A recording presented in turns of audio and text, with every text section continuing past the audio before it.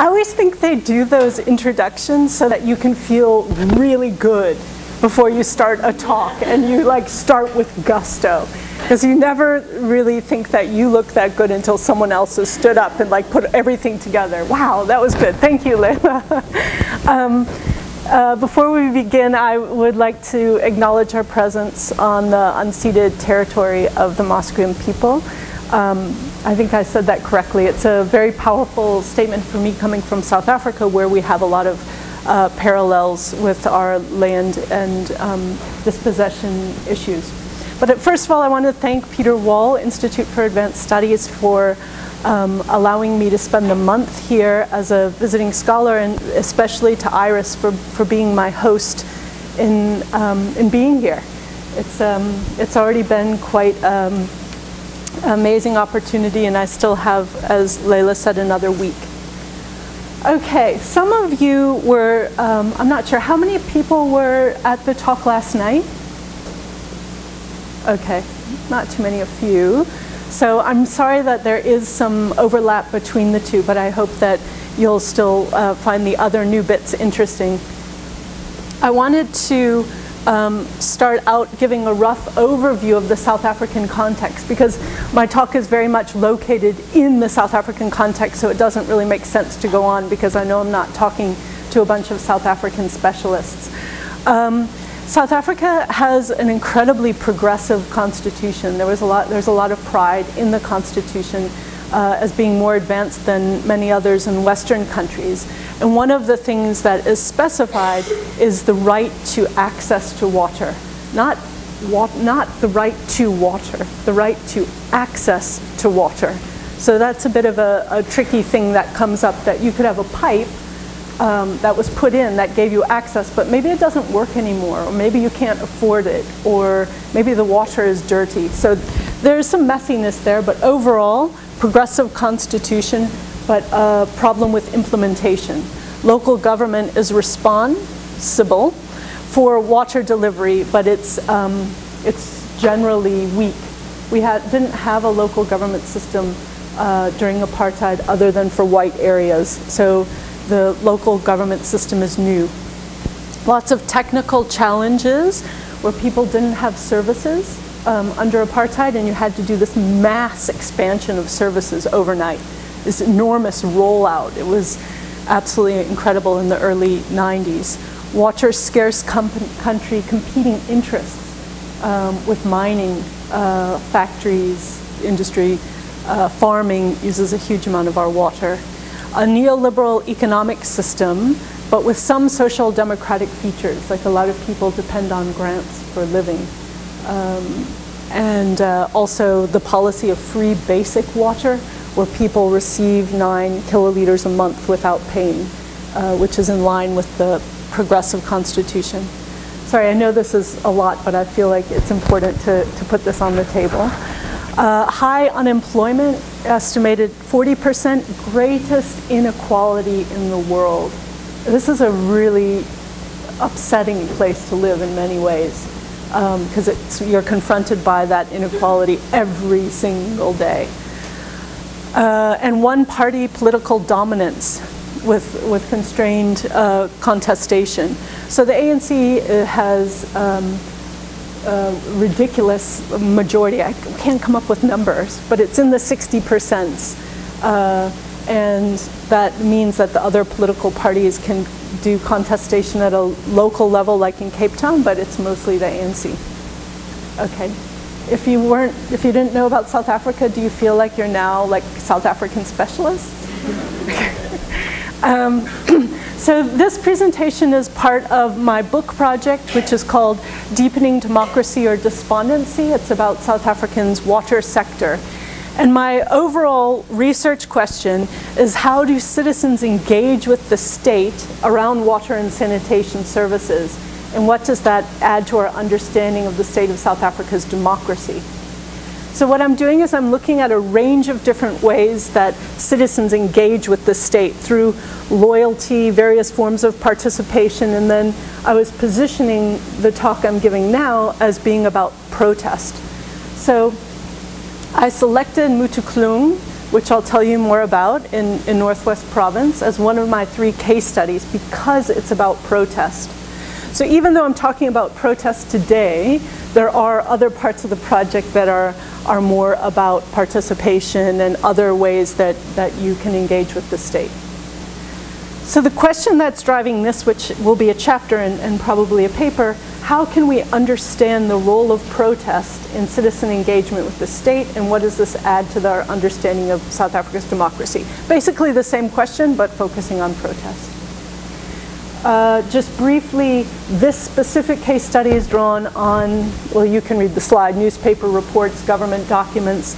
It's a quantitative, it has a quantitative analysis of raw data I'll talk about on protest, which I'm not a quantitative person, so I hope you'll take mercy on me and have some good feedback. Semi-structured interviews so far with 20 people from Mothutlung and 2 key officials from the municipality, because they want to have 1 spokesperson and don't want to grant more than 1 interview. And using snowball and convenience sampling, and then observations from field visits and meetings in the community. While I've been here, one night I was sleeping and my WhatsApps were going ping, ping, ping, ping, ping. And I thought, okay, enough, I've got to open this in the middle of the night.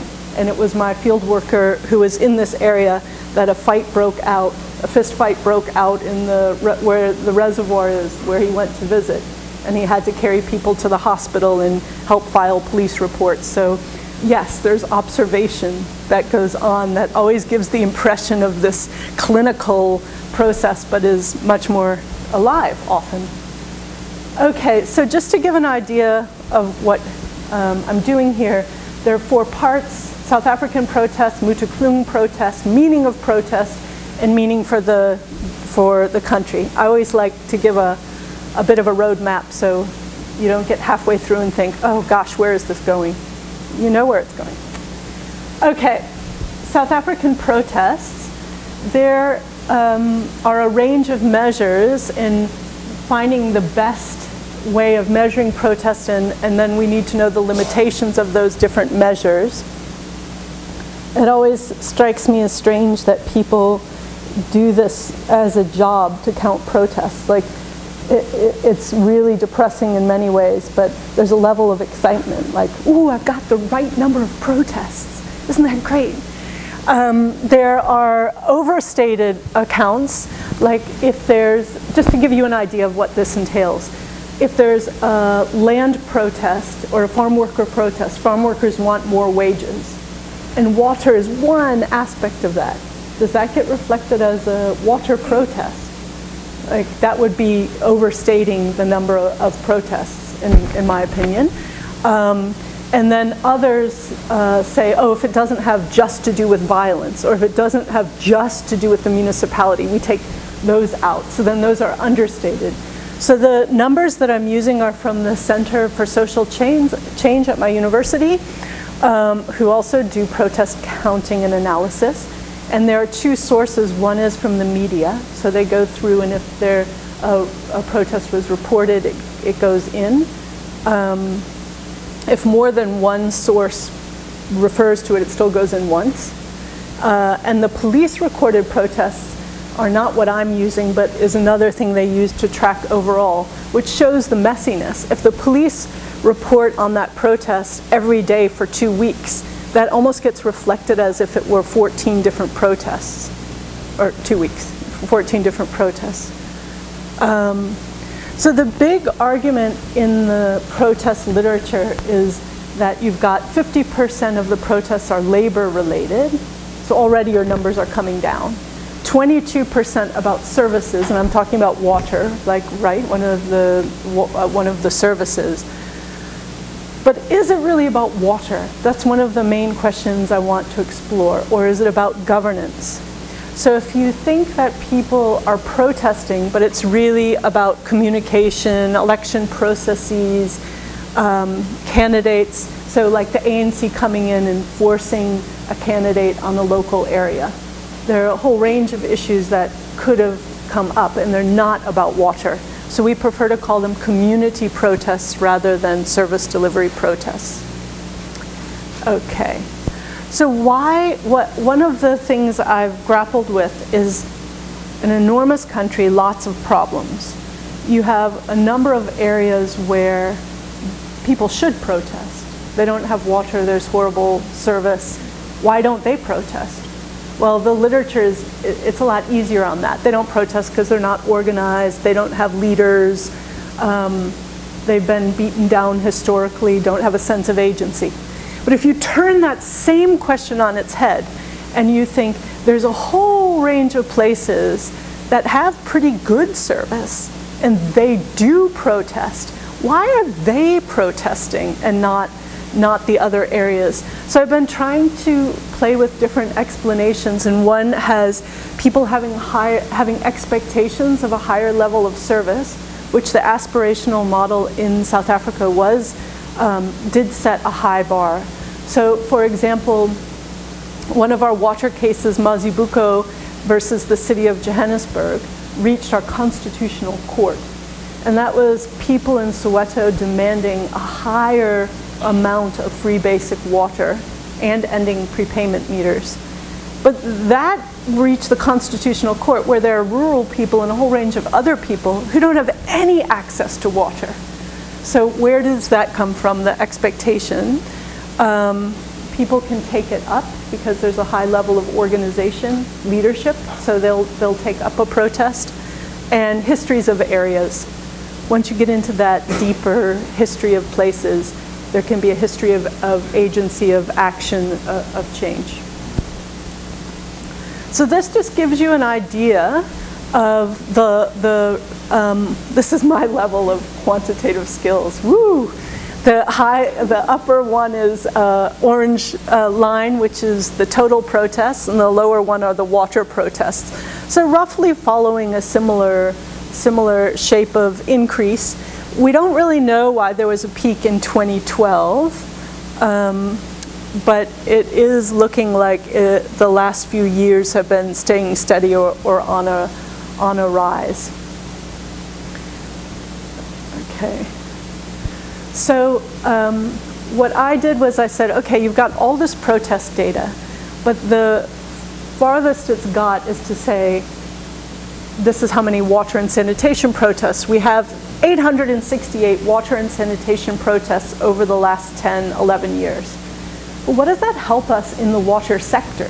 We need to have more information about what exactly was the issue.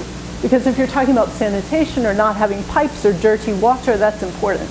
So I tried to break it down into issue areas.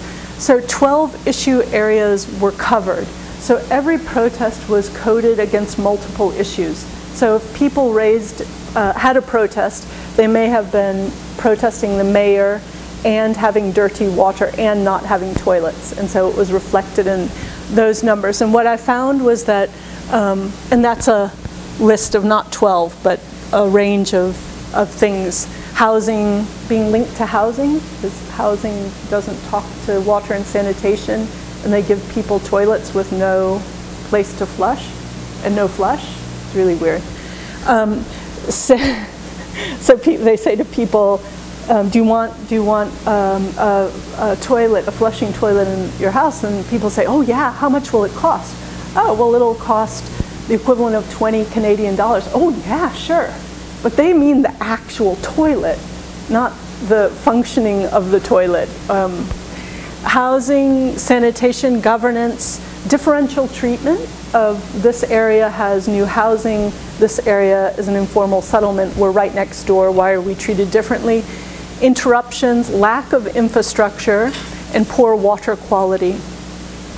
The lack of infrastructure, there was a huge achievement post-apartheid of sort of 80% of households, 88% of households being covered by piped water.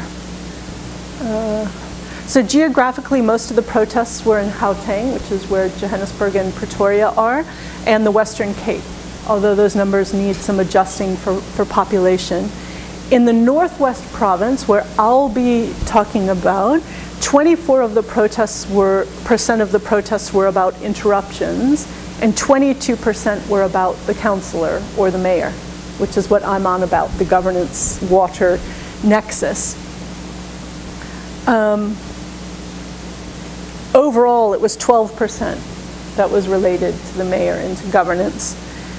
And so one of the things I'm trying to try out is if we have quantitative people here and you can talk to me afterwards, there's a whole range of protests that are unassigned. We don't know why those protests happen. They're just general service delivery or they're general water.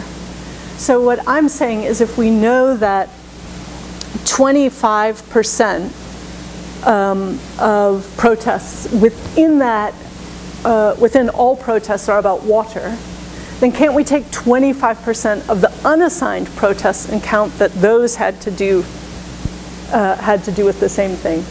You're not following. I can see all these blank stares. You are following. Like how do you do that? Because I think that the number of ones that have to do with governance is much higher.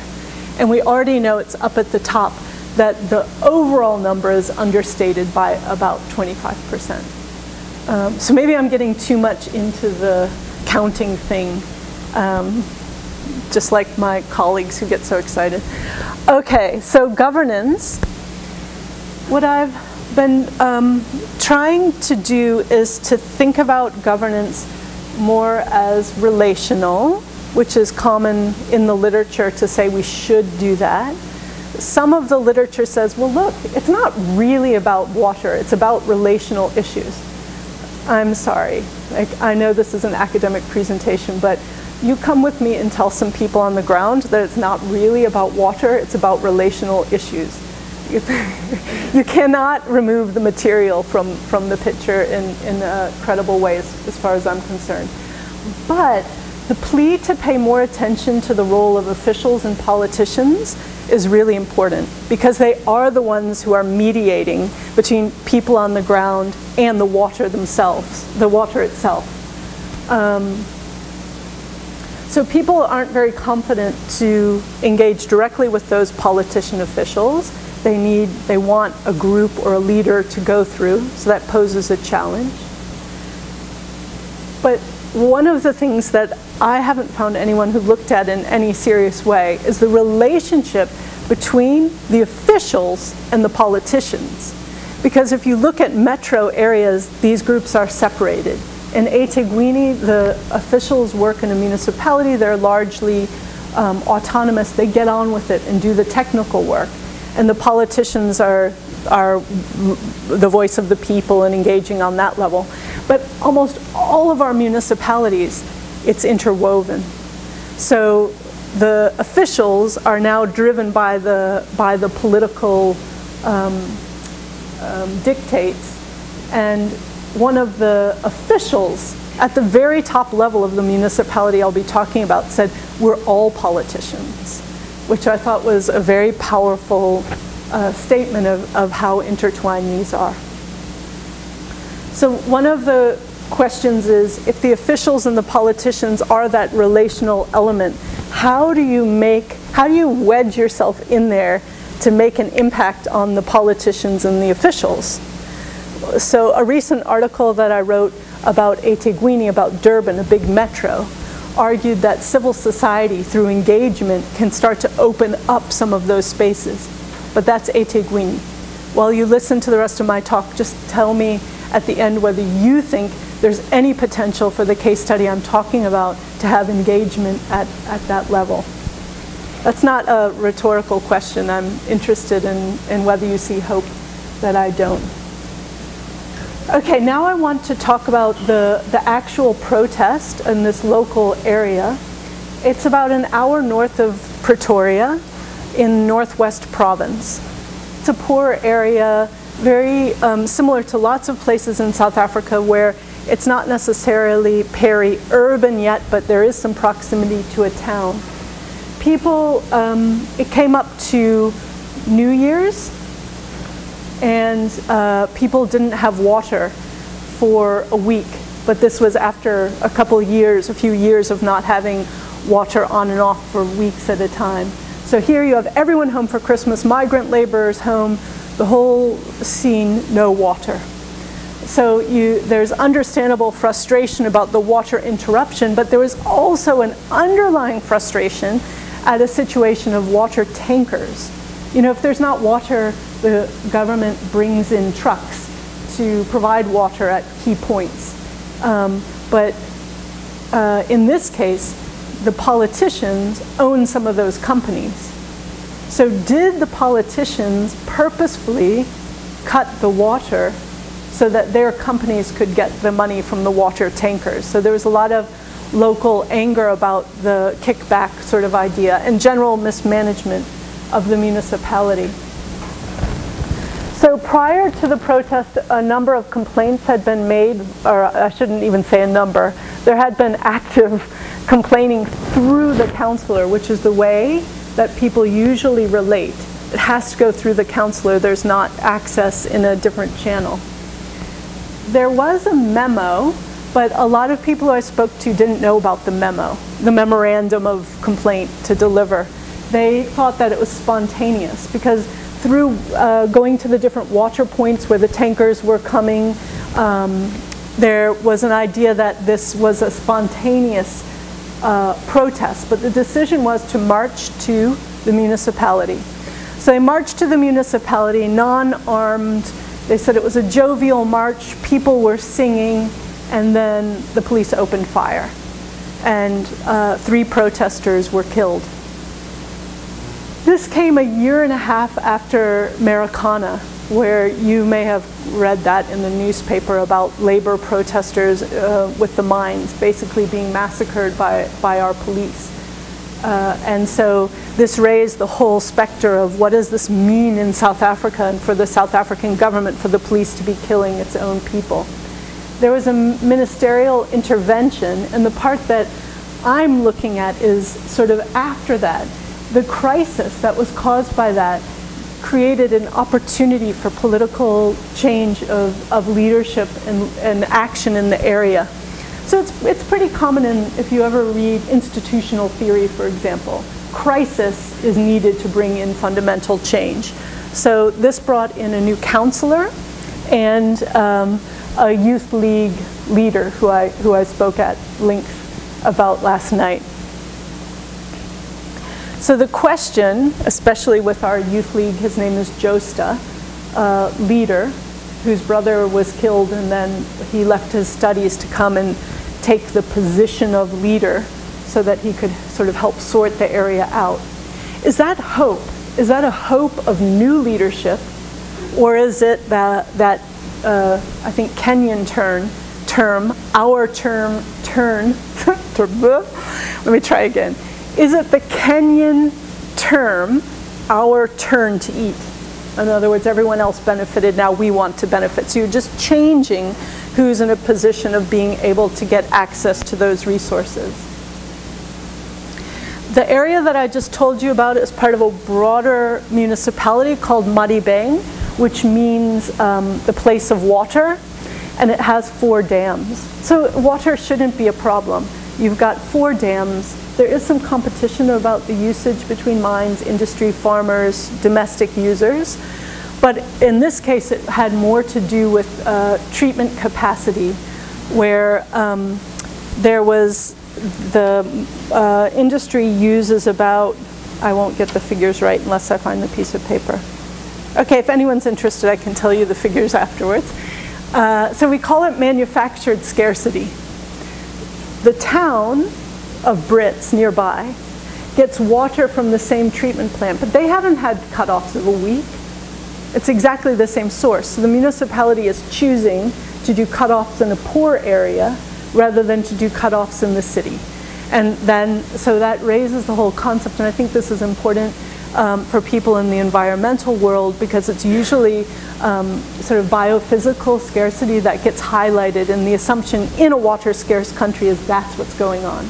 But there's plenty of manufactured scarcity that has to do with political interests and power dynamics. The municipality, the slide shows that there are at least 5 places where there's been explosive conflict. Not people killed. The protesters killed are in the area that I told you about, Mothutlung, which is there. But there's been a lot of protest, and the municipality has been found to be mismanaging lots of overall So there's been a national intervention to bring in people to sort out the problem in the municipality. I don't know how much it'll actually sort things out, because 2 days before I came here, I interviewed the woman that national government brought in to sort things out. In the interview, you may have had some like this. Went something like, I'm not signing an informed consent form because everything has to go through our PR department, because we have a strategy of speaking to people, and basically we're not going to tell you anything that hasn't been approved by the municipal manager, by the person on top. So then, like, what kind of an interview is that going to be? What do you understand? Okay, well, let's check point 3 of the PR strategy. What sign is that of overcoming mismanagement and any kind of new governance if you aren't willing to have any kind of open conversation?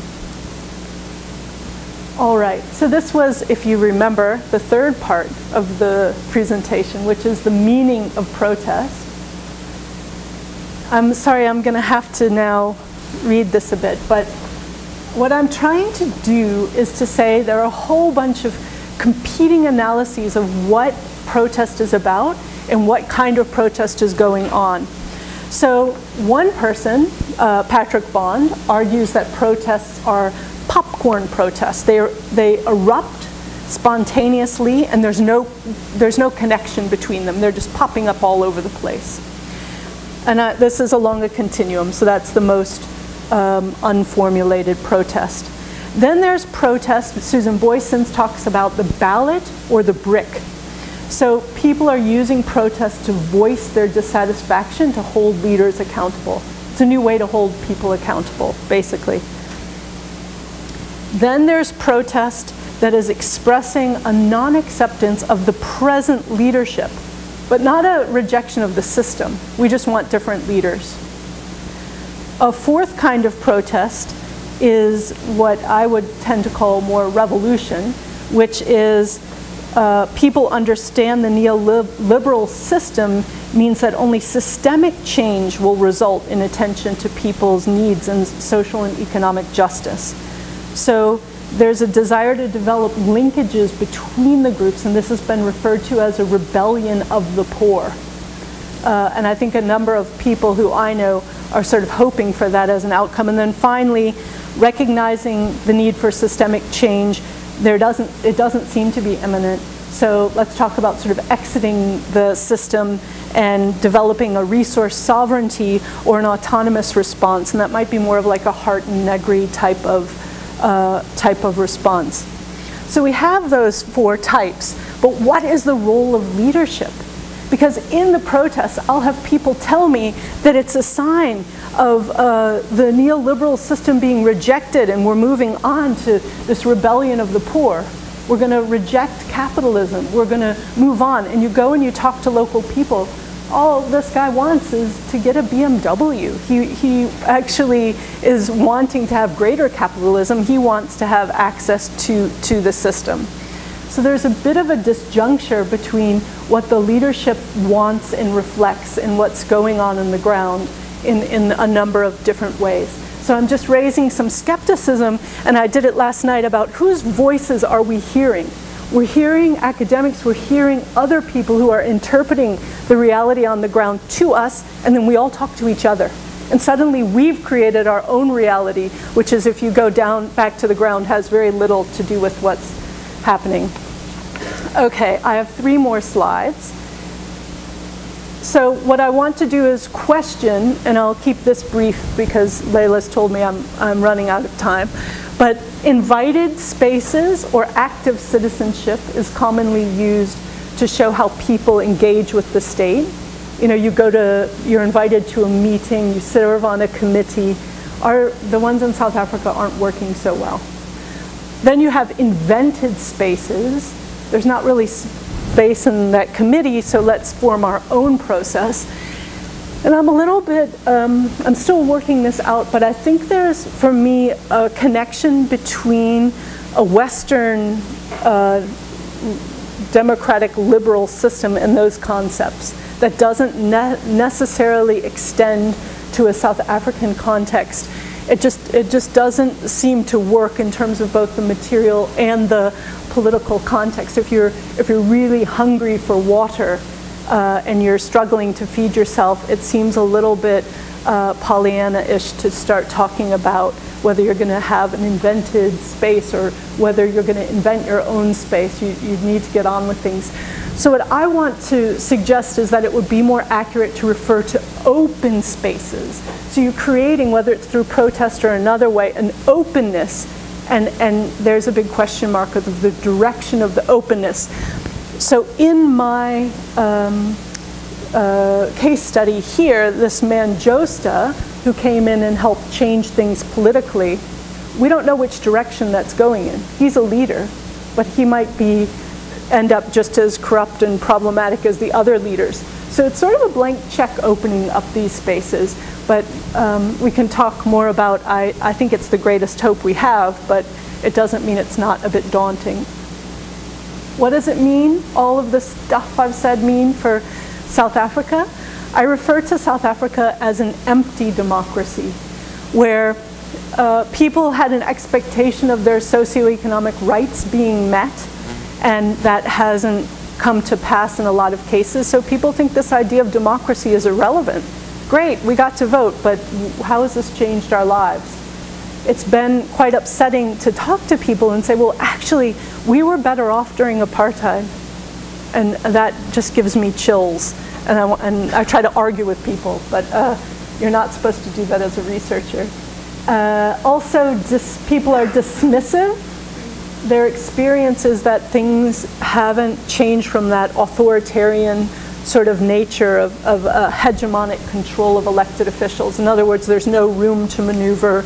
People are told how things should operate. There's a lot of fear. There's little scope for participation. There is in the policies, but things are made either political or technical. And the technical is perhaps to me even more upsetting to make it that these water systems are so complex that poor people couldn't understand how this works. And so the last, it's sort of a very wishy-washy finish, but it's an uncertain future about what this means for an empty democracy, what it means for opening up spaces. So I think the jury's out. Living in South Africa right now, one moment feels energetic that things can change here, and another moment just feels really messy, like things have gone seriously downhill since Mandela and we're in trouble. So thank you very much.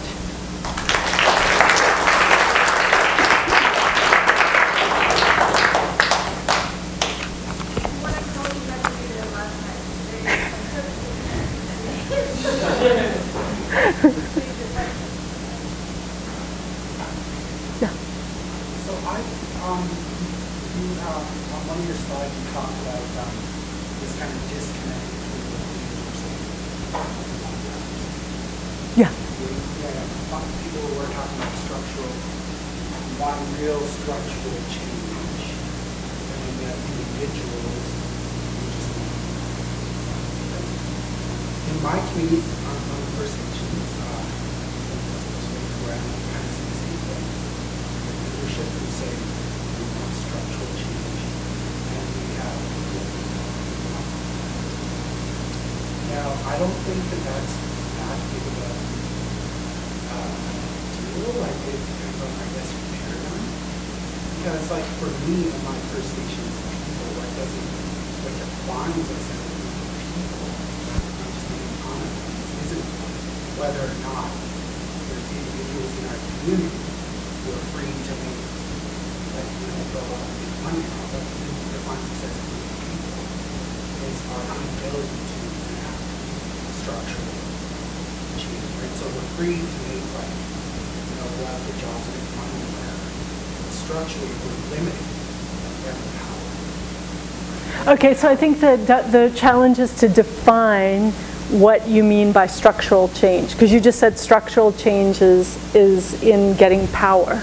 Yeah. So is it power? In terms of our engagement with the state, we have structural change, right? We don't really have that. terms of our engagement are still. In this case, people theoretically already have access to power, right? That was the end of apartheid. So when I'm talking about structural change, the structural change is often referring to overthrowing capitalism. It has to be one of the few places in the world that still has very real discourse about socialism and bringing in socialism, and we have an active Communist Party, etc. So that's where the potential contradiction comes in. Are people protesting for socialism, or are they protesting just because they want water and a better life within the present economic system? Sorry, Leila?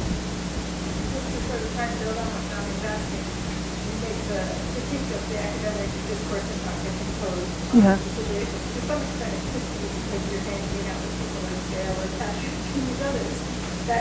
That becomes the paramount question of neoliberalism, capitalism, whereas on the realities of the ground and people and people, then there's a much more complex portion around the relationships to capitalism. Even if there are strong, social capitalist resources that also happen in those spaces, those are also things that have a really strong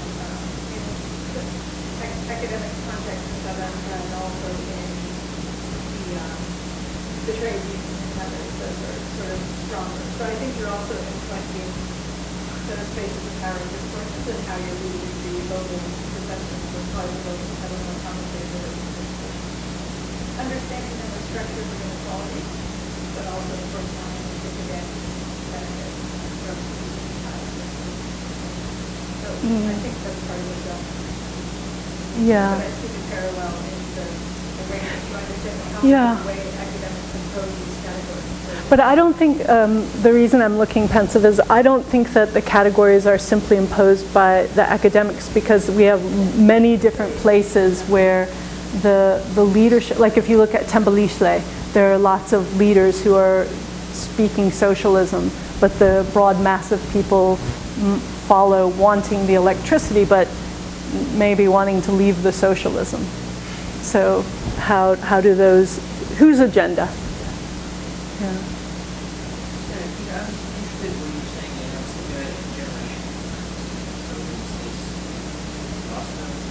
Josta, yeah. So this just thinking about generation of memories. We've got the disaster of so many promises and those apartheid did not realize. You have generations who were under apartheid, didn't see things go, who actually post apartheid. And just wondering about different generations. Is there a kind of a youth memory of these promises, promises of apartheid, reacting to those promises in a way without being burdened with the experience of living through the transition. And is that possible? Is that kind of a break within the system? Is that a plot? Is that the place where the system can, in a way, just spontaneously? Is that a place of spontaneity, something really happening, breaks from all the long chains of causation, which, say, there's, people are habituated to the body of the system, or, they become harmed by the system of corruption, etc., and they have no expectation. I'm just wondering if there's... You mean that maybe the youth who grew up in that system become the acclimatized ones? No, what if the youth who grew up in the system, in a way, can have access to the ideology and reactivate the sort of promises of more utopian or more radical socialist, democratic, or socialist promises? Like they bring in a new energy to run forward. I mean, I think our fees must fall. I don't know if did you hear about fees must fall here? Fees Must Fall, people compared it to Paris 1968 because it was this huge, closed down all the universities throughout South Africa. A lot of physical destruction. Our auditorium at UJ was burned for millions and millions of rand. But the demands are the decolonization of education and free free university education. And so that really has been a sign of a reinvigorated youth, quoting Fanon, Biko, a lot of people who we respect, but also not always that the youth know even about the theories of the people they're quoting. But you do see that at that level. I have to give some more thought to what you've raised. I think it's a really good point about the intergenerational. It is worth noting that Josta is considered youth, but in South Africa, youth goes up to 40. So I'm no longer youth, but many other people I know would still be considered youth. There's a youth. Okay.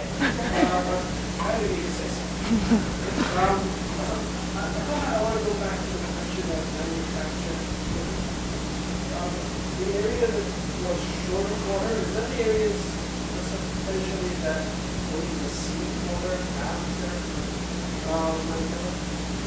I'm sure, yes. So, I mean, as you know, there was underinvestment in the design and the capital for those supply lines. As you said, it was very rapidly put together. Yes. Is it possible that it's an engineering error? I think... manufactured shortage? Yes, there's a chance. Throughout, when those pipes were put in really quickly, they underestimated the growing demand. Right. So I know in Durban there's a big problem with it. But if the same treatment plant goes to 2 sets of pipes, then You have to worry about pumping capacity. You have to worry about. see, I haven't been. Yeah. I think the pumps might have been at play as well, but the municipality hasn't given me an answer. So you're right. I mean, it's worth being cautious about the claim, but it wouldn't just apply to this area. It also applies to a number of different areas, especially with the mining.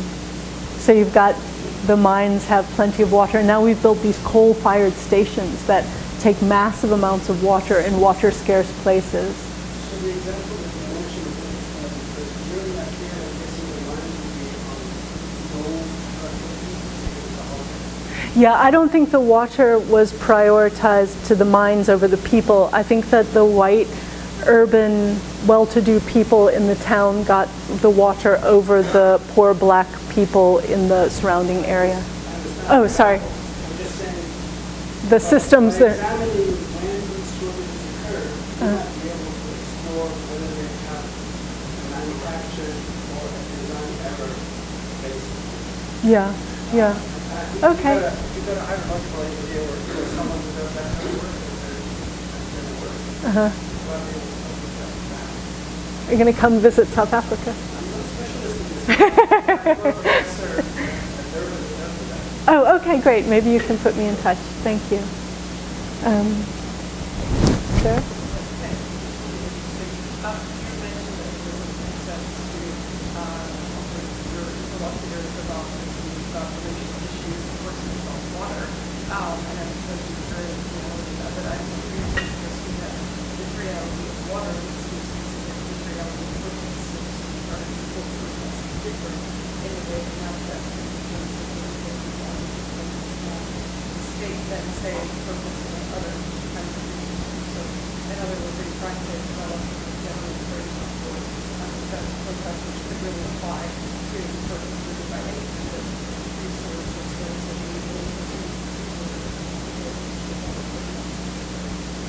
I've only gotten as far as the water.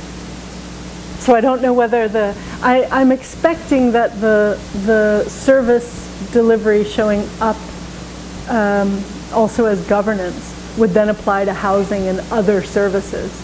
But I haven't tried it in reverse. Whether, yeah. Think about that. Another question.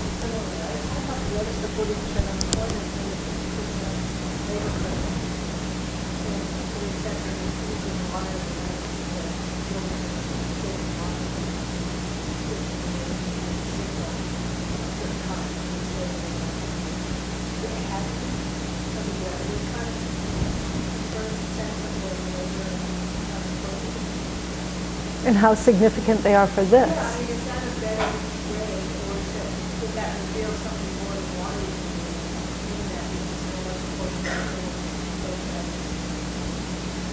it really is about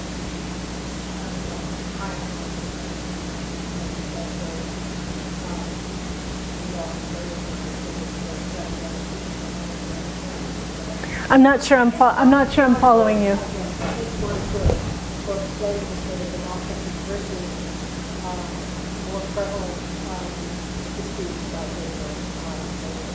Yeah, my starting point was water, not just because I'm a water person, but because it tied back to that water is life idea. That it's so, yeah, it's so fundamental that, yeah, that was the point. If you can't have that fundamental need, how do you engage with government around trying to get recourse and have that need met?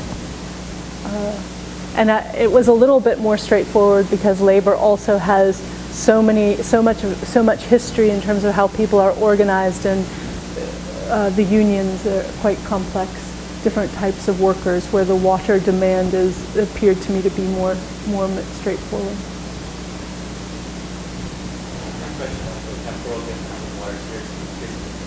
My understanding about that is there's a seasonal variation in water availability as well as years worth of drought. I was curious if you try to treat that all this framework for water for that, because it's not like there's a constant level of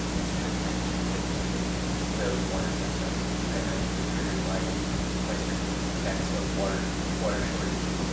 And how does that coincide with democratic processes for that?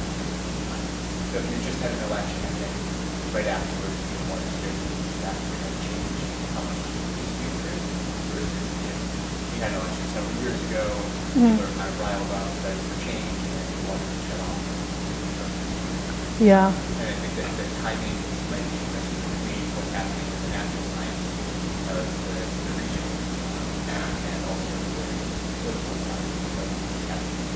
Yeah, yeah. I mean, I think Lucy has a good example of that in Cape Town, where the city of Cape Town knew that they were going to face a complete crisis with water supply there.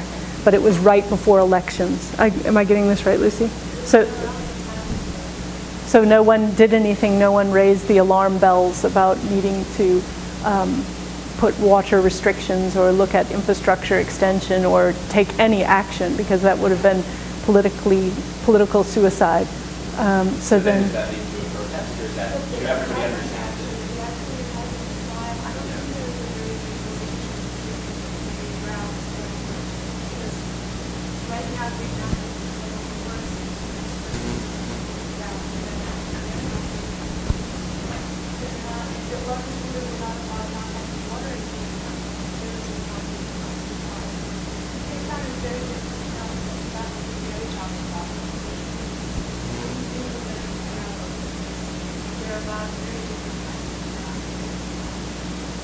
But I wouldn't say that there's a very direct relationship. It seems like it should be considered. Yeah, of course. because can I just say one? I think that one of the issues is that water services and water resources are are treated differently. So as long as there's water coming out of the tap, people are oblivious as to like dam levels and what's happening with the drought. But even in the context of Cape Town, the water restrictions that are being placed are at a level that's equal to what you get as free basic water. So if you're a poor person, the restrictions don't have a huge effect on you because you're using so little water. You're already being squeezed not to use water. But if you're coming from a wealthier middle class area, it might mean cutting your water down by 50% if you listen to the restrictions. So, but I think the temporal point is definitely well taken to look at the relationship between the political. Layla?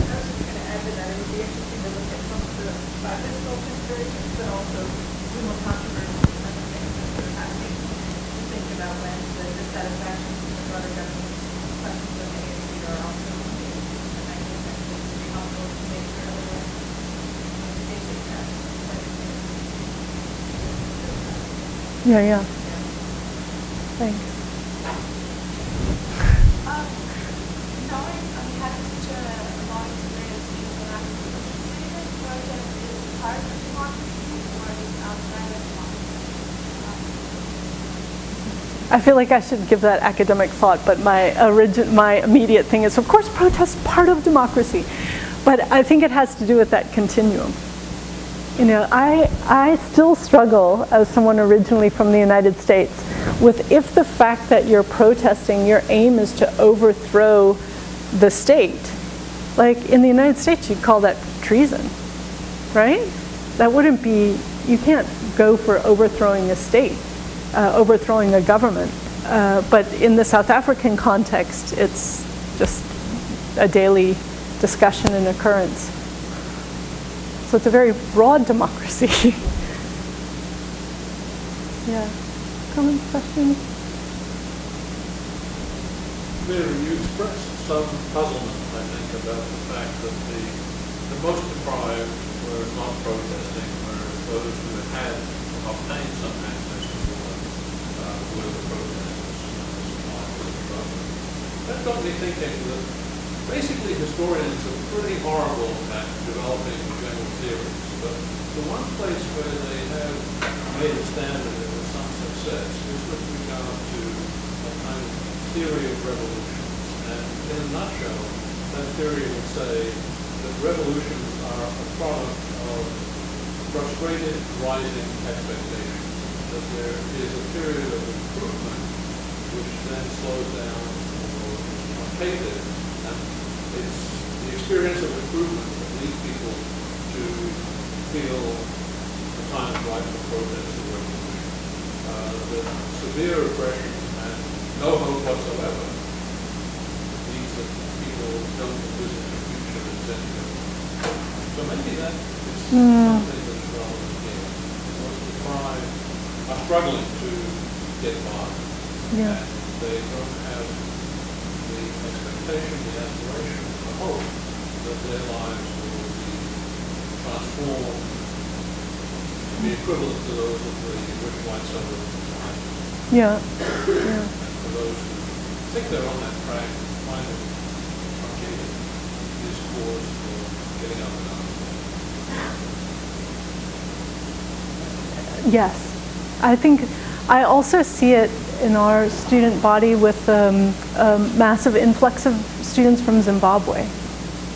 Because our students from Zimbabwe have a very different attitude toward their expectations of how things should go and what people should complain and protest about. So they look around at our South African students and say, you guys have it really good. Why are you sort of moaning about this? And so I think that is exactly what you're describing. So Yeah. thank you, that was good, at least to bring it back to hope. But yeah.